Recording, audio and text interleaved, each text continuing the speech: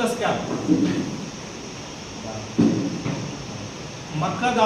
మక్కకు సంబంధించినటువంటి స్కామ్. కోడిగుడ్లు ఉండాల్సినటువంటి పరిమాణంలో లేకుండా ఆ సైజు ఉండాల్సినంత తక్కువ సైజులో పెట్టి మోసం చేసినటువంటి పరిస్థితిని అందరూ చాలా స్పష్టంగా అన్ని రకాలుగా విన్నాం. అట్లాంటి వ్యక్తిని తీసుకొచ్చి ఇవాళ కాంగ్రెస్ పార్టీ భారతీయ జనతా పార్టీతో ఢీకొనేటటువంటి ప్రయత్నం చేస్తుంటే ఎవ్వరు కూడా కనీసం ఆయనని స్వాగతించే పరిస్థితి లేదు. మొన్న తాండూరు నియోజకవర్గం చూసినాం, బషీరాబాద్లో కావచ్చు, పెద్దెమూలు కావచ్చు, ఎక్కడ పోతే అక్కడ ప్రజల నిరసన.